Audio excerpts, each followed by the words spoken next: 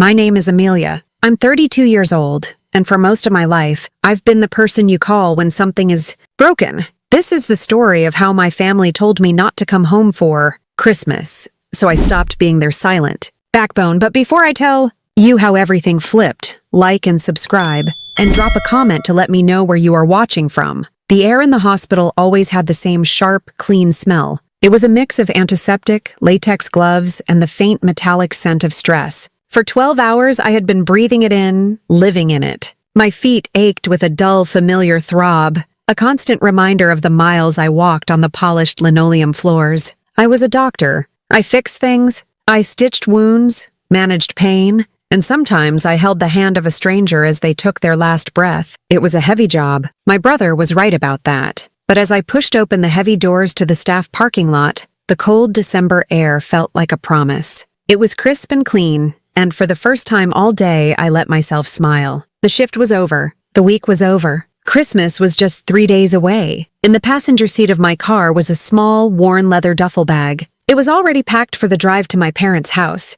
I had packed it 2 nights ago, in a moment of happy anticipation. Inside, there were gifts wrapped in simple brown paper and tied with red ribbon, a soft cashmere scarf for my mom, a set of vintage fly fishing lures for my dad, a ridiculously expensive gaming headset for my brother Blake. Tucked into the side pocket were the ingredients for my rosemary and sausage stuffing. It was my one contribution to the Christmas dinner, the one thing everyone agreed I did perfectly. My mom always said, it wouldn't be Christmas without Amelia's stuffing. It was a small thing, but it felt important. It felt like my ticket in. Driving home to my small, quiet apartment, I let the fantasy of the next few days wash over me. I imagined the smell of pine from the Christmas tree, the sound of my dad's old vinyl holiday records crackling on the turntable. I pictured the comfortable chaos of Christmas morning, the torn wrapping paper, the mugs of hot coffee. I pictured myself sitting on the old sofa, wearing the new sweater I'd bought just for the occasion, feeling the warmth of the fireplace on my face, feeling like I belonged. My apartment was quiet when I got in. I dropped my keys in the ceramic bowl by the door and kicked off my sensible work shoes. The packed duffel bag sat by the door, a faithful dog waiting for a walk. I looked at it and smiled again. Soon. I was in the middle of making a cup of tea, the kettle just beginning to whistle, when my phone rang. The screen lit up with Blake's picture. He was smiling, a goofy, charming grin he had perfected over the years. I answered, expecting to hear a last-minute request for a gift idea or a joke about me being late. As always, "Hey, Ames," he said. His voice was too casual. It was the voice he used when he was about to ask for a favor or deliver bad news he didn't want to take responsibility for. "Hey, Blake, what's up?" "I just got home. Exhausted." "Yeah, about that," he started, and my stomach tightened. "So, Savannah and I were talking." Savannah was his girlfriend of 6 months. I had met her once. She seemed nice enough, quiet. She's really looking forward to a calm, positive Christmas. You know, her family stuff is a lot, so she needs this to be low stress. I waited, holding my breath. I didn't understand where this was going. "Okay," I said slowly. "That sounds nice." "Right, and well, you know how you get." "Your work is." "It's just really heavy, Amelia." The word hung in the air between us. "Heavy? What do you mean, heavy?" My voice was quiet. "You know, all the hospital stories, the long hours, the sadness. It's a lot to bring to the table. Savannah is just... She's really sensitive to that kind of energy. We just want to keep things light this year." The kettle was screaming now, a high-pitched wail that filled my small kitchen. I didn't move to turn it off. It felt like the sound was coming from inside my own head. "Blake, what are you saying?" He sighed, a gust of impatient air. "I'm just saying, maybe it's better if you don't come this year. Just this once. We can celebrate some other time. It's not a big deal. It wasn't a big deal." The words landed like stones in my chest. All the air left my lungs. My hand was gripping the phone so tightly my knuckles were white. My famous stuffing. The cashmere scarf. The headset he would love. My new sweater. It wasn't a big deal. "It's because of your girlfriend?" I asked, my voice flat. "You're uninviting me to Christmas because your girlfriend of 6 months finds my job. Heavy? Don't make it sound like that, Ames. It's not just her. We all think it's for the best. Just a quiet family Christmas. We all." The words echoed long after he had hung up with a quick, "Gotta go. Talk later." I stood in my kitchen, the kettle shrieking until the water boiled away and the automatic shutoff clicked into silence. The silence that followed was worse. I looked at the packed bag by the door. It looked pathetic now. A bag full of unwanted things. Unwanted effort. An unwanted daughter. An hour passed. I sat on my sofa in the dark, staring at the cheerful blinking lights on my neighbor's balcony. I told myself Blake was just being thoughtless. He didn't mean it. Mom would call. She would fix it. She was the mom. That's what moms did. When the phone rang again, my heart leaped with a painful, stupid hope. It was her. "Hi, Mom," I said, trying to keep my voice steady. "Amelia, Blake told you he called." It wasn't a question. Her voice was clipped, efficient. It was the voice she used for logistics, for making appointments, for dealing with problems. I was a problem to be dealt with. "He did," I said, a lump forming in my throat. "Mom, what is this?" "I don't understand." "It's for the best, dear," she said, her voice smooth and final. "Blake is really trying to make things work with Savannah, and we need to support him. It's important to make her feel comfortable and welcome." "And what about me?" The question escaped me in a whisper. "What about making me feel welcome?" There was a pause. For a second, I thought I heard a crack in her composure, but then it was gone. "You're being dramatic, Amelia. It's just one Christmas. You're strong. You can handle it. Blake is in a delicate place right now. He was always in a delicate place. His whole life had been a delicate place, a space that the rest of us had to tiptoe around. So I'm just not supposed to come home?" I asked, needing to hear the words one more time, needing to believe they were real. Her sigh was heavy, burdened. I was burdening her. I was being heavy. "Listen to me," she said, her voice dropping, becoming steel. "We don't want a scene. We don't want Savannah to feel awkward. So you are not to come. If you show up here, Amelia, I'm telling you now, we might not answer the door." And then she hung up. I sat there, holding a dead phone. There was no room for misinterpretation, no hope of a misunderstanding. The door was closed. Not just for Christmas. It felt like the door to my whole life with them had just been locked, and I was left standing on the porch in the cold. I looked at the duffel bag again, the bag of a visitor, a guest whose invitation had just been rescinded. I didn't cry. I didn't scream. I just sat there in the dark and felt the weight of it all. It wasn't just a canceled holiday. It was a judgment. I was too much. I was too sad. My life, the one I had worked so hard for, the one that was dedicated to helping people, was an inconvenience, an unwanted energy. I was 32 years old, and my own family had just told me I was not welcome in my own home. That feeling, the quiet, hollow certainty of being on the outside, wasn't new. It had been the wallpaper of my childhood, sitting there in the dark, the brutal finality of my mother's words echoing in the silence. My mind drifted back. It was like watching a movie I had seen 100 times before. The plot was always the same. I was the first draft, the practice child. Blake, born 4 years after me, was the masterpiece. I was a quiet kid. I liked to read books and draw in the sketchbook my grandmother had given me. I did my homework without being asked. I got straight A's. I followed the rules. I thought that's what you were supposed to do. I thought that was how you earned your place, how you earned a spot on the refrigerator door. But the refrigerator door was a crowded gallery of Blake's achievements. His first clumsy finger painting, a smudge of brown and green, was framed and hung in the center. "Look at that," my dad would say, his voice full of wonder. "He's so expressive." My report card, with its perfect row of A's, would get a quick nod and be placed under a magnet on the side, half hidden by a pizza menu. "That's nice, honey," my mom would say, her eyes already scanning the room for Blake, to see what new, amazing thing he was doing. His doodles were art. My detailed sketches were a hobby. His C on a history test was a sign that the school system was failing to engage his creative mind. My A in calculus was met with a, "Why not an A?" He was a story they were excited to tell. I was a footnote they felt obligated to include. I remember one afternoon when I was about 10. I had spent a whole week drawing a picture of the old oak tree in our backyard. I had worked so hard on the texture of the bark, the delicate shape of each leaf. I was proud of it. I brought it to my mom, my heart thumping with the hope that this time, this drawing would be the one. This would be the one that made her see me.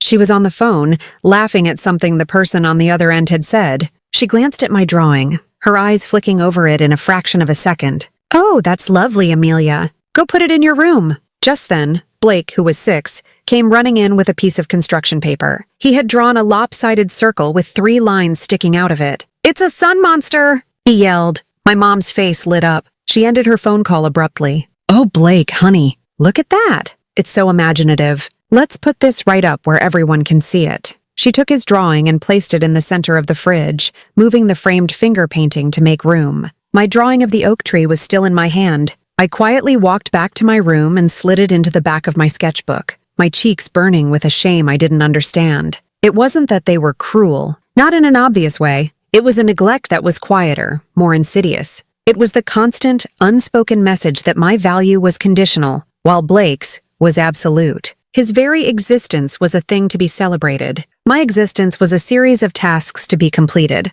When I was in high school, I poured all my energy into my studies. I joined the debate team, the science club. I volunteered at the local library. I was building a resume, a life, something that felt solid and real. I thought if I achieved enough, they would have to notice. They would have to be proud. I got accepted into a prestigious pre-med program with a significant scholarship. I remember coming home, the acceptance letter clutched in my hand like a winning lottery ticket. I found my parents in the living room. They were looking at a pamphlet for a summer camp in Maine. I got in, I said, my voice trembling with excitement. I got into the pre-med program. And a scholarship. My dad looked up from the pamphlet. Well, that's practical, he said. Good for you, Amelia. That'll save us some money. My mom smiled, a brief, distracted smile. That's wonderful, dear. Now, what do you think of this camp for Blake? It has a rock climbing wall. He'd love that. The conversation moved on, and my acceptance letter, the culmination of years of hard work, felt like a piece of junk mail in my hand.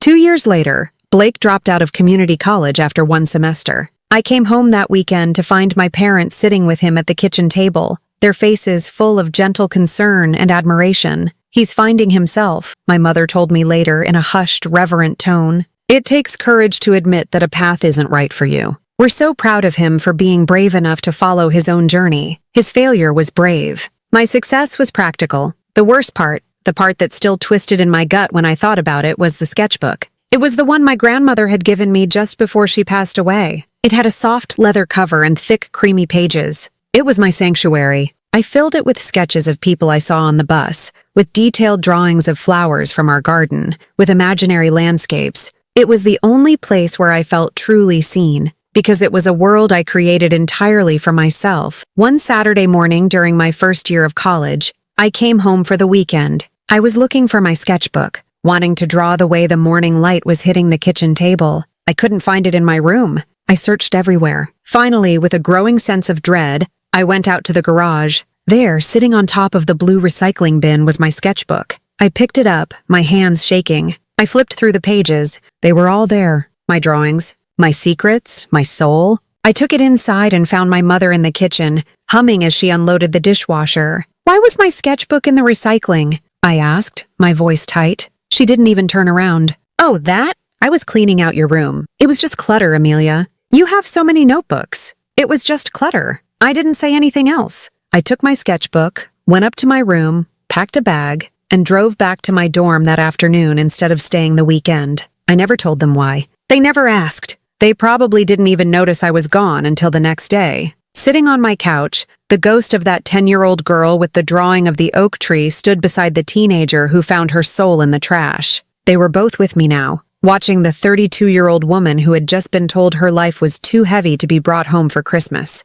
It all made a terrible, painful kind of sense. I was never the destination. I was the layover, the convenient stop on the way to the main event, which was, and always had been, Blake. That night, after the phone calls, I didn't sleep. I lay in bed staring at the ceiling, and my mind started doing what it always did. It started calculating. It ran through the years of my adulthood like a diligent, heartbroken accountant, tallying up a debt that I was only now realizing I could never pay off. The currency wasn't money, it was love, and the books were hopelessly, permanently unbalanced. As soon as I had started earning a real salary from my residency, I had slipped seamlessly from the role of the overlooked child to the role of the family fixer. It wasn't a conscious decision. It happened gradually, a series of small emergencies and quiet favors that slowly solidified into an unbreakable expectation. It started with a phone call from my dad. He sounded embarrassed, his voice low. The property taxes were higher than they expected that year.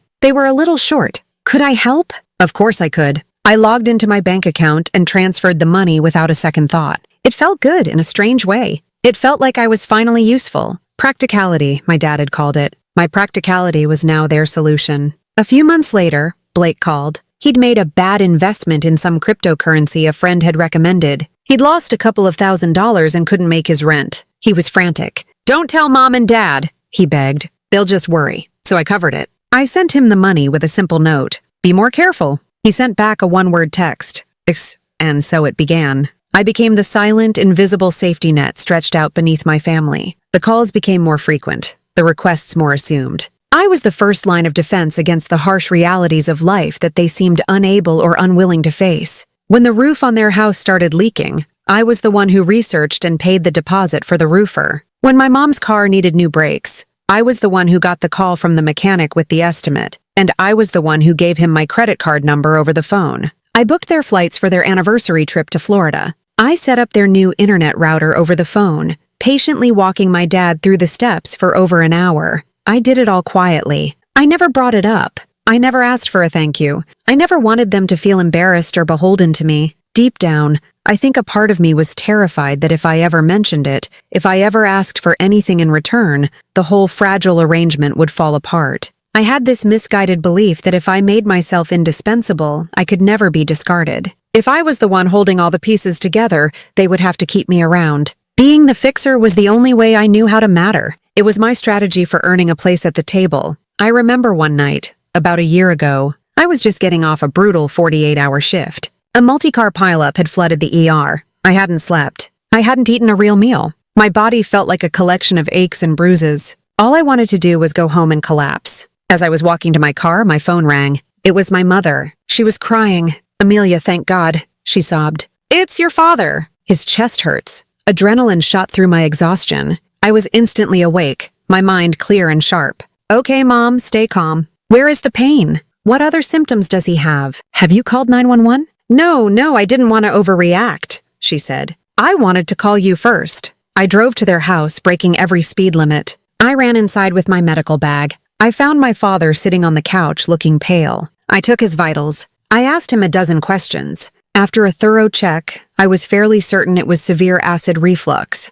not a heart attack. But I insisted they go to the hospital to be sure. I drove them myself, sat with them in the ER for 5 hours, and spoke to the doctors, translating the medical jargon into language they could understand. It was, as I suspected, a severe case of GERD. They gave him a prescription and sent him home. On the drive back, the sun was starting to come up. My parents were quiet in the back seat. When we pulled into their driveway, my mom leaned forward. Well, she said, her voice bright and relieved. Thank you for that, dear. What a scare. Now we must remember to call Blake this morning. It's his birthday, and that was it. No recognition of the fact that I had just worked a 2-day shift and then stayed up all night to care for them. No acknowledgement that I had been terrified I was losing my father. My role as a doctor and my role as a daughter had blurred into one. I was a service provider. The emergency was over, and they had already moved on to the next thing. Blake.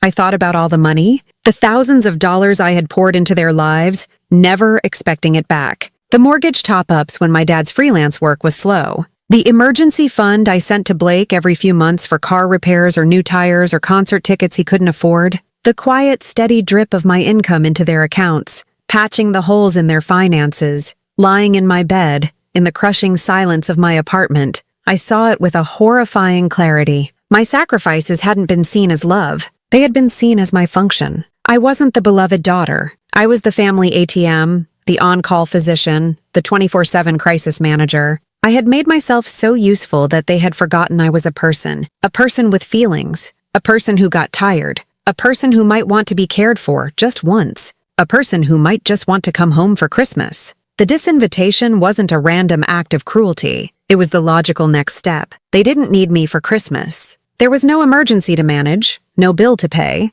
so my presence was not required. In fact, it was a liability. My heavy life might disrupt the light, easy, delicate world they had so carefully constructed around my brother. I had spent my entire adult life making myself essential. And in one 10-minute phone call, they had shown me that I wasn't essential at all. I was optional. And this year, they had declined the option. For hours, I just lay there. The shock and the grief were like a physical weight, pressing down on my chest, making it hard to breathe. The ghosts of my childhood and the spreadsheets of my adult sacrifices paraded through my mind. I felt a profound, bottomless sadness. It was the kind of sadness that feels like it will last forever. But then, somewhere around 3 a.m., something strange happened. The tears that I thought would surely come never did. The storm of emotion I was expecting to break inside me just dissipated. The sadness didn't vanish, but it cooled. It hardened. It turned from a hot, messy grief into something cold, clear, and quiet. Clarity. That was the word for it. It was a terrible, painful, liberating clarity. I sat up in bed.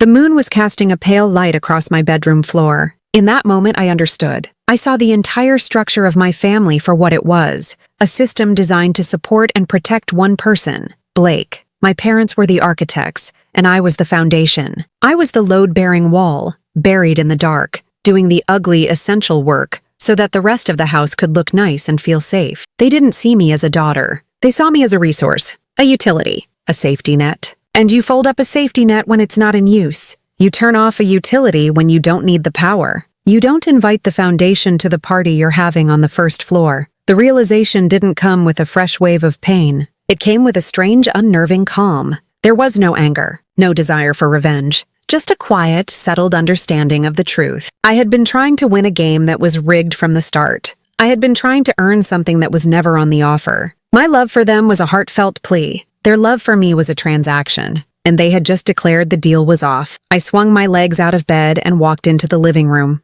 My apartment, usually a place of quiet refuge, suddenly felt different. It felt like mine in a way it never had before. It wasn't just a place I slept between hospital shifts and trips to my parents' house. It was my space, my life. I picked up my phone from the coffee table. My hand was perfectly steady. My thumb moved across the cool glass screen, my movements precise and deliberate. I opened my banking app. It asked for my fingerprint. I pressed my thumb to the sensor, and the screen opened to a summary of my finances. My life's work, distilled into numbers. I navigated to the scheduled payments section, and there they were. A list of my silent sacrifices, all neatly itemized. Mom and Dad mortgage assist, $500 month, scheduled. For the first of every month. Blake emergency fund, $300 month, scheduled for the 15th. Family utilities, $250 month. There were others. Annual payments for their car insurance. A subscription for their favorite streaming service. Each one was a quiet thread connecting my life, my work, to theirs. Each one was a testament to my foolish, stubborn hope. I looked at the first one. Mom and Dad mortgage assist. My finger hovered over the delete button. For a moment, a lifetime of conditioning washed over me. The guilt, the fear. What would they do? How would they manage? The familiar panic of their problems began to rise in my chest, and then I heard my mother's voice in my head, cold and flat. If you show up here, we might not answer the door. My thumb came down. A confirmation screen popped up. Are you sure you want to cancel this recurring payment? I pressed confirm. A small green check mark appeared on the screen. The payment was gone. A breath I didn't know I was holding escaped my lungs. It wasn't a gasp of horror. It was a sigh of release. I felt lighter. I moved to the next one. Blake emergency fund. I thought of his casual voice on the phone. Your work is just really heavy, Amelia. My heavy work, which funded his light, stress-free existence. Delete, confirm. Family utilities. Delete, confirm. One by one, I went down the list. With each tap of my finger, I was cutting a thread. I was snipping a wire. I was dismantling the system that had been draining me for years. It was a quiet, bloodless revolution happening in the palm of my hand. When I was finished, the scheduled payments screen was empty. It simply said, "You have no upcoming payments." I closed the app and set the phone down. The silence in the apartment was no longer a crushing weight. It felt different. It felt like peace. It felt like control. For my entire life, my silence had been a sign of my submission. I had been silent when my drawings were ignored. Silent when my achievements were dismissed. Silent when I found my soul in the recycling bin. I had been silent as I paid their bills and fixed their problems. But this silence was different. This was an active silence, a decisive silence. It was a boundary, drawn not with angry words, but with a few simple taps on a screen. I walked to the window and looked out at the sleeping city. I thought about the money, my money. For the first time, I wondered what I could do with it, not who I could rescue with it, not what problem I could solve with it, what I, Amelia, could do with it. Maybe I could take a real vacation, somewhere warm, with a beach and no cell service. Maybe I could buy a piece of art for the empty wall above my sofa. Maybe I could just let it sit in my account, a quiet testament to my own hard work, my own life. I didn't feel happy. Happiness felt like a distant country I hadn't visited in a long time, but I felt something else, something solid and grounding. I felt like myself, not the daughter, not the sister, not the fixer, just Amelia. I went into the kitchen and made a cup of tea, just for me. The act was simple, but it felt profound. As I sat at my small table, sipping the hot chamomile, I looked over at the duffel bag by the door. The unwanted gifts, the stuffing ingredients, the brand new sweater. Tomorrow I decided I would unpack it. Christmas Day was the quietest I'd had in 32 years. I woke up not to the sound of my dad's booming "Merry Christmas" or the frantic energy of my mother in the kitchen, but to the gentle morning light filtering through my blinds.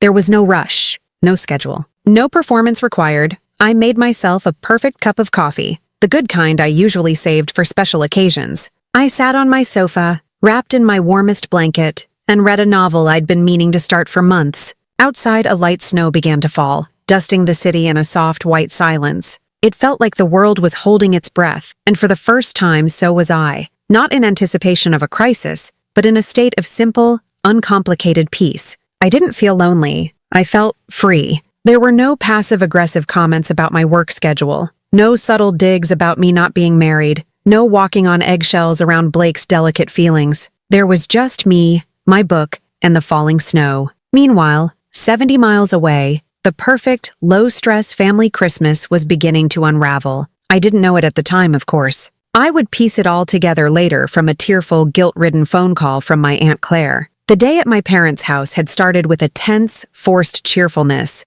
My mother had tried to recreate my rosemary stuffing from a recipe she found online, and it had turned out, in Aunt Claire's words, like salty breadcrumbs. My father kept the holiday music too loud, a frantic attempt to fill the awkward silences. Blake was oblivious, showing off his new girlfriend, Savannah, as if she were a prize he had won. Savannah, it turned out, was not just a sensitive wallflower. She was quiet, yes, but she was also observant. She had a calm, steady intelligence that my family had clearly mistaken for meekness. The breaking point came in the afternoon, after the disastrous dinner. They were all in the living room, a fire crackling in the hearth, when Savannah wandered over to look at the photos on the mantelpiece. There were dozens of pictures of Blake, at his graduation, on a ski trip, holding a trophy from a childhood soccer league. And there, tucked in the corner, was one small framed photo of me. It was from my medical school graduation. I was in my cap and gown, smiling a tired but proud smile. "Who's this?" Savannah asked, picking up the frame. Blake, who was on the floor messing with a new gadget, didn't even look up. "Oh, that's just my sister, Amelia," he said, his tone dismissive. "The doctor. She couldn't make it this year. You know how it is? Work." My mother, sitting on the sofa, added her own little touch. "She takes her work so seriously," she said with a sigh, as if talking about a tragic character flaw. "It's all just so heavy." Savannah stared at the photograph, her expression slowly changing from polite curiosity to dawning recognition. She looked from my face in the picture to Blake and then to my mother. "Amelia?" she said, her voice sharp with disbelief. "Dr. Amelia Evans? This is your sister?" My father chuckled nervously. "That's the one. Our little workaholic." Savannah put the frame down on the mantelpiece with a soft, deliberate click. The room went quiet. She turned to face them, her eyes clear and direct. "My grandmother died 2 months ago," she said, her voice low but carrying across the suddenly silent room. "She had a very aggressive, very rare form of cancer. Most of the doctors we saw had written her off. They were kind, but they were clinical. They saw a chart. They saw a terminal diagnosis." She paused, taking a breath. "But Dr. Evans? You're Amelia." She was different. She saw my grandmother. She sat with her. She explained every single option, no matter how small the chance. She fought for her. And when it was clear there was no more fighting to be done, she managed her pain with a kindness and a dignity that I will never forget. She gave my grandmother 6 more good months. 6 months we never thought we'd have. Savannah's gaze fell on my mother. "You told me your daughter was too heavy for Christmas. You told me her energy was wrong for the holidays." Her voice broke just for a second. "That woman's heavy energy is the reason I got to say a proper goodbye to the most important person in my life. She held my grandmother's hand when I couldn't be there. She treated a dying woman like she mattered." The silence that followed was absolute. My father stared into the fire. My mother's face was pale, her polite smile frozen in place. Blake looked up from his gadget, utterly bewildered, as if he had just walked into the middle of a play in a language he didn't understand. Savannah picked up her purse. "I think I need to go," she said, her voice regaining its composure. It wasn't angry or dramatic. It was full of a quiet, profound disgust. "I'm sorry, but I don't think I can stay here." And with that, she walked out. She didn't slam the door. She closed it gently behind her, the illusion shattered. The perfect, curated, low-stress Christmas imploded, brought down not by an angry outburst or a dramatic scene, but by the simple, undeniable truth of a good deed. My work, the heavy, inconvenient, burdensome work that had gotten me uninvited, had just walked into their living room and exposed them for who they really were. The carefully constructed narrative of their perfect family, with their perfect golden son, lay in ruins around them, and all I had to do to make it happen was stay home. The day after Christmas was a Tuesday. For me, it was just another work day. I put on my scrubs, tied my hair back, and drove to the hospital before the sun was up. The world felt the same. The streets were quiet, the air was cold. But for me, something fundamental had shifted. The quiet hum of my car engine sounded different. The coffee I drank on the way tasted better. The peace I had felt on Christmas Day hadn't been a temporary ceasefire. It felt like the beginning of a new, quiet treaty with myself. My phone, however, had other ideas. I had left it on silent in my locker during my shift. When I finally took a break in the early afternoon, I pulled it out to see a wall of notifications. 23 missed calls, over 50 text messages, a dozen emails. My stomach, which had been so calm, gave a familiar, sickening lurch. The war wasn't over. They had just launched a new offensive. I started with the texts. They were a chaotic waterfall of blame and panic. Blake was first. A rapid-fire series of messages typed in angry, abbreviated bursts. A ruined Christmas. Savannah broke up with me. Are you happy now? She called me a coward. Because of you, Mom is crying. I hope you're proud of herself, I read the words. And for the first time, they had no power over me. I didn't feel guilt. I didn't even feel anger. I felt a strange clinical detachment. I saw a scared, spoiled boy lashing out because his perfect world had been cracked. He wasn't angry at me for what I did. He was angry at me for who I am,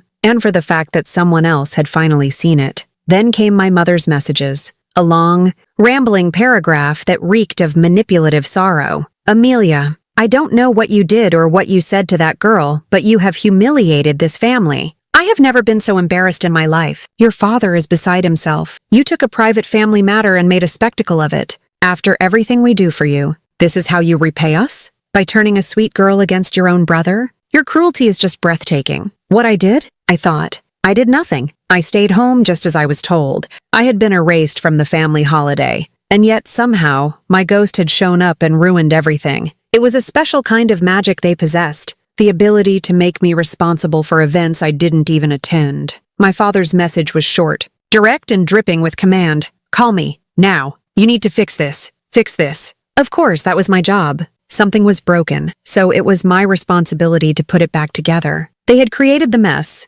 lit the fire, and shattered the vase, but I was the one expected to show up with the broom and dustpan. I deleted the messages, one by one. I didn't reply. I didn't even feel the urge to defend myself. What was the point? Arguing with them was like arguing with the rain. They were a force of nature, and my only option was to find shelter. Later that evening, after my shift was over, a number I recognized but hadn't heard from in a while popped up on my screen. Aunt Claire, my mother's younger sister. She was a gentle soul, a kindergarten teacher who had always existed on the fringes of the family drama, never participating but never intervening either. I hesitated, then answered, Amelia? Honey, is that you? Her voice was soft and full of worry. It's me, Aunt Claire. Oh, good. I was worried you wouldn't pick up. Your mother said? Well, never mind what she said. There was a pause. Are you okay? The simple, genuine question almost broke me. No one had asked me that. Not my mother, not my father, not my brother. Just, are you okay? I'm okay, I said,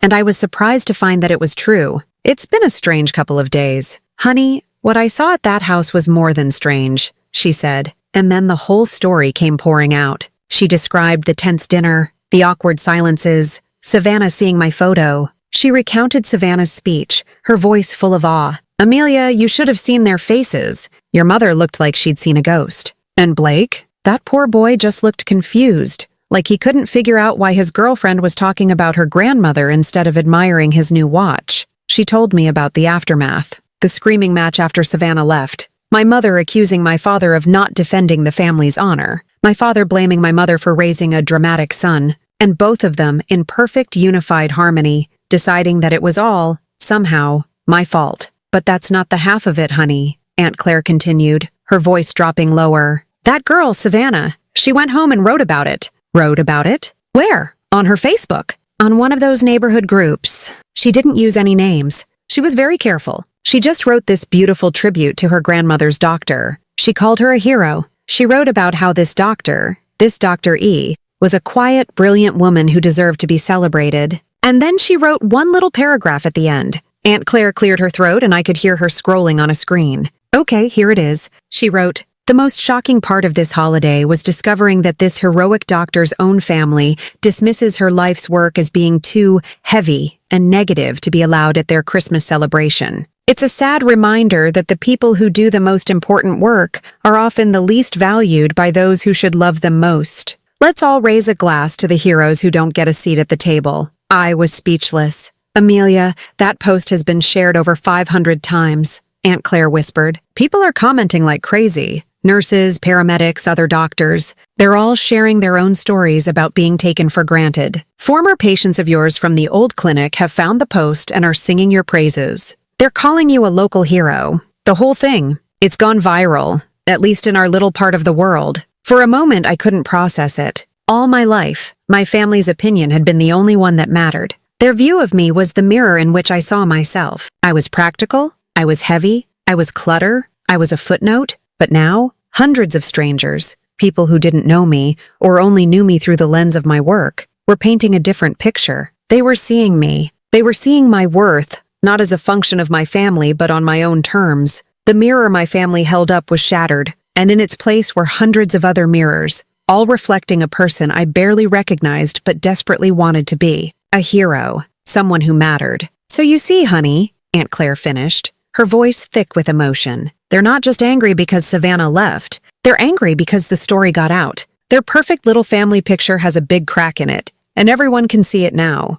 After we hung up, I sat in my car in the hospital parking lot for a long time. The furious messages on my phone suddenly seemed small and pathetic. They were the desperate screams of people who had lost control of the narrative. They had spent a lifetime defining me. And in one day, with one single act of quiet defiance, I had allowed the world to define me instead. And the world, it turned out, was much, much kinder. 2 days passed in a strange, surreal quiet. My family was silent, licking their wounds, I supposed. The initial barrage of angry texts had ceased, and I was left in an unfamiliar state of peace. I went to work, came home, and started the slow process of building a life in the space that my family used to occupy. I bought a new plant for my windowsill. I ordered a set of watercolor paints, remembering the girl who loved to draw the oak tree in her backyard. It felt like I was waking up from a long, troubled sleep. On Thursday afternoon, I was in a small, windowless call room at the hospital, catching up on patient charts. My phone vibrated on the table next to me. It was a call from a number I didn't recognize. I almost ignored it, assuming it was a spam call, but something made me answer. "Hello?" There was a pause on the other end. And then a soft, hesitant voice spoke. "Hi, is this Dr. Evans?" "Amelia Evans?" "This is she," I said, my pen hovering over a chart. "Hi, my name is Savannah. I'm Blake's." Well, I was his girlfriend. My heart stopped. My pen froze mid-word. I leaned back in my chair, suddenly unable to focus on the medical notes in front of me. "Savannah," I said, my voice barely a whisper. "Hi. Listen, I know this is probably a weird call to get," she said, her words coming out in a rush. "And I'm so sorry if I caused you any trouble. That wasn't my intention, my post. It got bigger than I expected." "You don't have to apologize," I said quickly. "You have nothing to be sorry for." "Okay, good," she said, and I could hear the relief in her voice. "But that's not why I called. I left you a voicemail, but I was worried you wouldn't get it from an unknown number. I really wanted to thank you." "You already did that, Savannah. More than you know." "No, I mean, I wanted to really tell you," she insisted gently. "I wanted you to hear it. When my grandmother was sick, she was so scared. She felt like she was disappearing, like she was becoming a disease instead of a person. The other doctors were fine. They were professional. But you were different." I closed my eyes, listening. I remember one afternoon, I came into her room and you were just sitting with her. You weren't doing anything, not checking her vitals or adjusting her IV. You were just sitting there, talking to her about her garden. You asked her about her roses. She told you how she won a blue ribbon at the county fair for them 20 years ago, and you listened like it was the most interesting story you had ever heard. A lump was forming in my throat. I remembered that afternoon. I remembered her grandmother, a frail woman with bright, intelligent eyes. I remembered the story about the roses. "You did that," Savannah continued, her voice growing thick with emotion. "In the middle of a crazy, busy day, You took 10 minutes to talk to a dying woman about her flowers. You made her feel like her life mattered. Not just her past life, but her life right then, in that hospital bed. You gave her back a piece of herself. I couldn't speak. I just listened as she went on, telling me about small moments I had long forgotten. The time I brought her grandmother a warm blanket from the heater because she said she was cold. The time I drew a simple diagram on a piece of paper to explain what was happening to her body so she wouldn't be frightened by the medical terms. The time I held her hand, right at the end. You made her feel like she mattered, Savannah said again, her voice finally breaking into a soft sob. And I just needed you to know that you matter too. So much. Whatever they told you, whatever they believe, it's not the truth. The truth is what you do every day. The truth is in that hospital room. Don't ever let them make you forget that. We hung up a few moments later. I sat in the sterile, quiet call room, the phone still pressed to my ear. And then, for the first time since that first phone call from Blake, I cried. But this was a different kind of crying. It wasn't the hot, painful cry of rejection or the silent, hollow cry of grief. It was a cleansing cry, a cry of release. Each tear felt like it was washing away a layer of grime that had been caked on me for years. It was washing away the feeling of being clutter. It was washing away the shame of the report card hidden on the side of the fridge. It was washing away the sting of being practical, but never precious. All my life I had been starved for validation from a well that was completely dry. I had kept going back to my family, begging for a single drop of acknowledgement, and they had never given it. But here, a near stranger had just handed me a cool, clear glass of water, and it was the most refreshing thing I had ever tasted. Savannah's words were an antidote. They were the medicine for a sickness I didn't even realize I had, the sickness of believing I was invisible. When the tears finally stopped, I took a deep, shuddering breath. I looked at the patient charts on the desk. They weren't just names and numbers. They were people. They were grandmothers who loved roses. They were stories. And my job, my heavy, burdensome, beautiful job, was to honor those stories.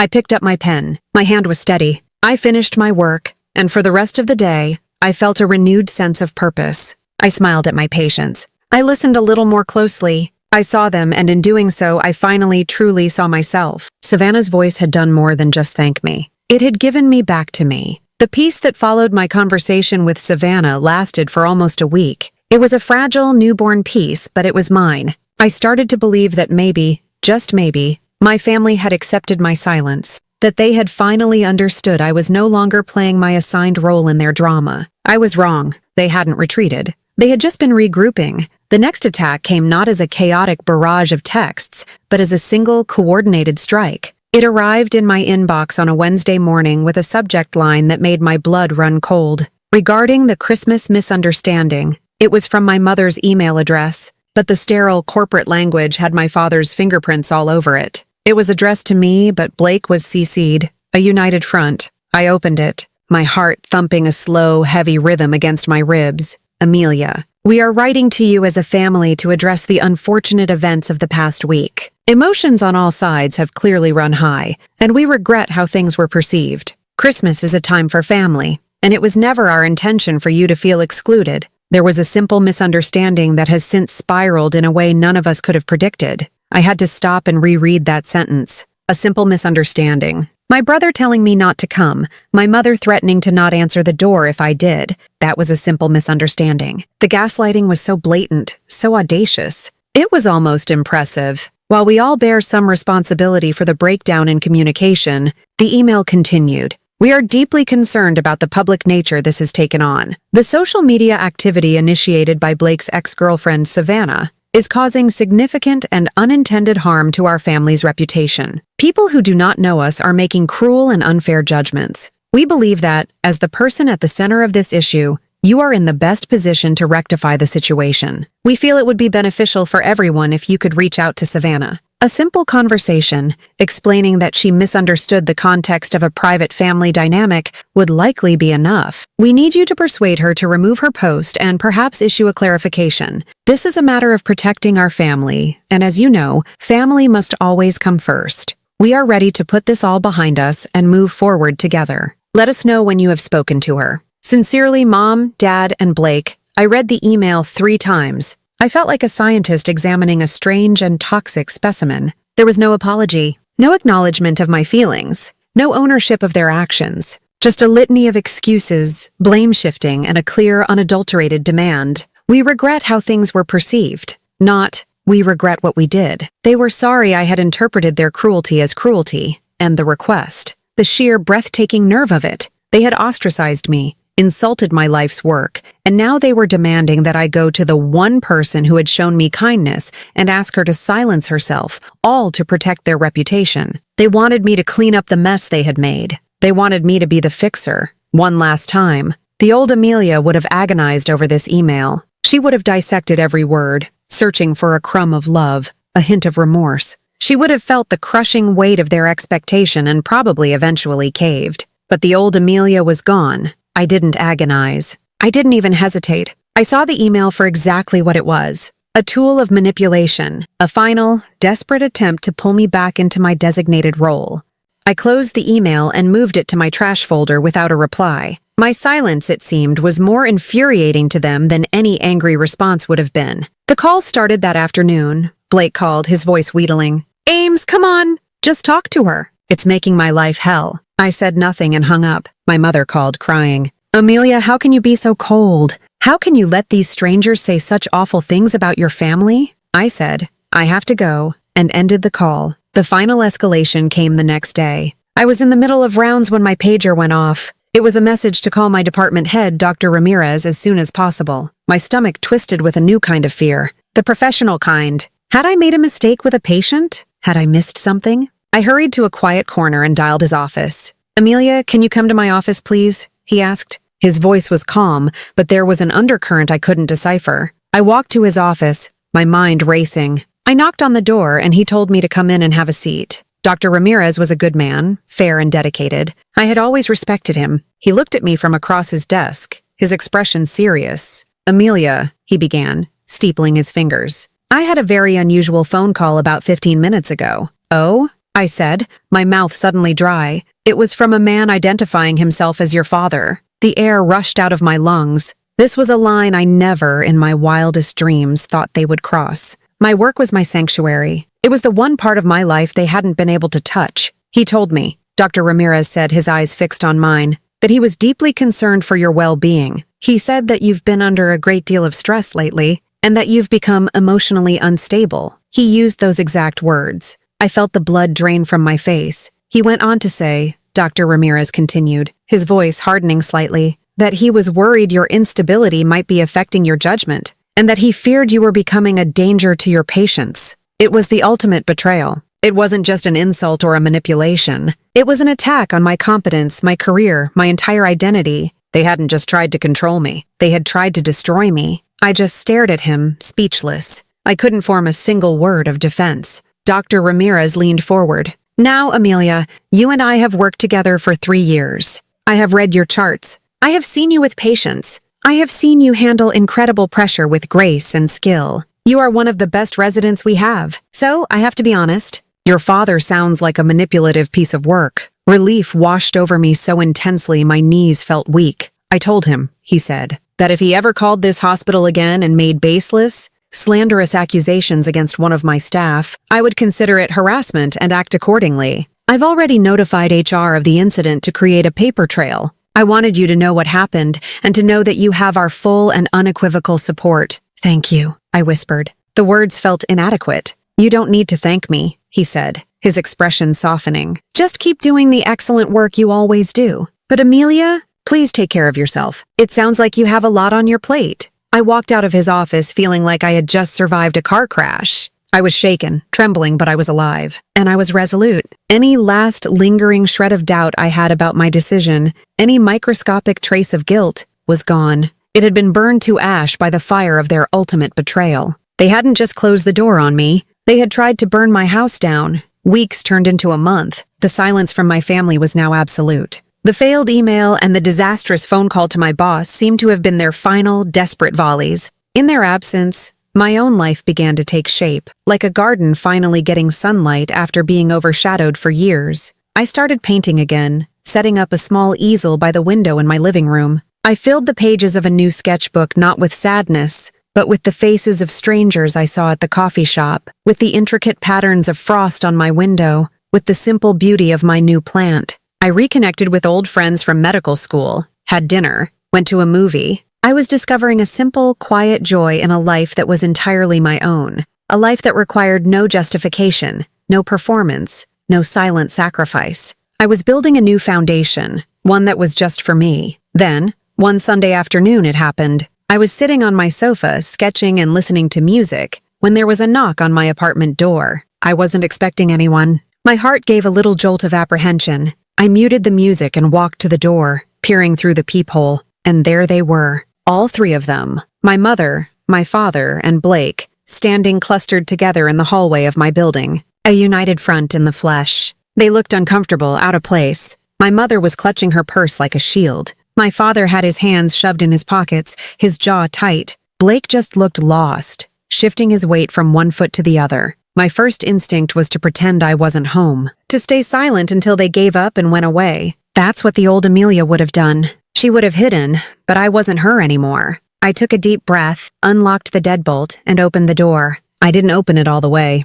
I opened it just enough for them to see me, and I stood in the doorway, my hand on the edge of the door, my body a physical barrier. I didn't invite them in. I just waited. My mother found her voice first. It was watery, laced with a practiced, sorrowful tone. "Amelia," she said, trying to smile, but it didn't reach her eyes. "Honey, we were so worried. You haven't been answering our calls." "I've been busy," I said. My voice was calm even. It didn't betray the frantic beating of my heart. "Can we please come in?" My father interjected, his voice tight with impatience. "We shouldn't be having a family discussion in the hallway." "We're not having a discussion," I replied, my gaze meeting his. "I'm listening." The surprise on their faces was palpable. They had expected me to fold. They had expected the door to swing open, for apologies to be made, by me, of course, for the old order to be restored. My quiet resistance had thrown them off script. "Amelia, please," my mother pleaded, taking a step forward. "This has gone on long enough. Your father, he didn't mean what he said to your boss. He was just scared. We were all scared.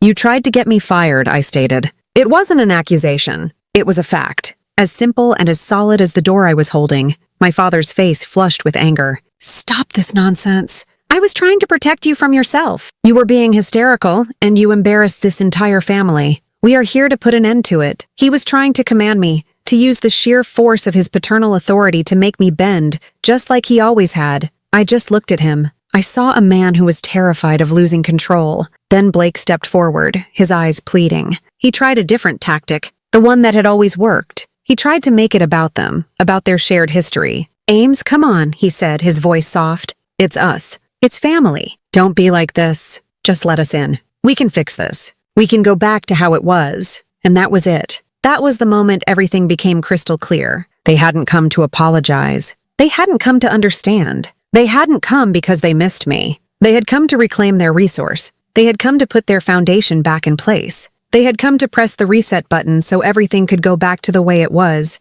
a way that worked perfectly for them, and a way that was slowly killing me. I looked at each of them, my mother, with her desperate, manipulative tears, my father with his blustering, impotent anger, my brother with his charming, empty plea. I saw them not as the giants of my childhood, but as they were, flawed, frightened people who had built their comfort on the back of my silence. And in that moment, I felt a deep, profound sense of peace. The fear was gone. The guilt was gone. The desperate, aching need for their approval was gone. I looked directly at my mother, then my father, then Blake. I took a slow breath, and I said the one word my entire life had been training me not to say. The one word that held all the power, all the pain, and all the freedom. No, it wasn't shouted. It wasn't angry. It was quiet. It was calm. It was a complete sentence. The silence that followed was more shocking than any argument could have been. They just stared at me, their mouths slightly agape. They had no response. The word no, delivered without explanation or apology, was a language they didn't understand. It was a door they couldn't unlock. I held their gaze for a moment longer. Then I slowly and deliberately closed the door. I didn't slam it. I closed it with a soft, firm click that echoed in the hallway. I turned the deadbolt, the sound of the metal sliding into place feeling like the final word in a very long, very painful conversation. I leaned my back against the door. I could hear their muffled voices on the other side, confused, then angry, then defeated. I heard their footsteps retreating down the hall, and I felt nothing, no guilt, no regret, no sadness. For the first time in my life, I hadn't been sent out of the house. I had chosen to close the door myself, and on the inside, in the quiet of my own apartment, I was finally home.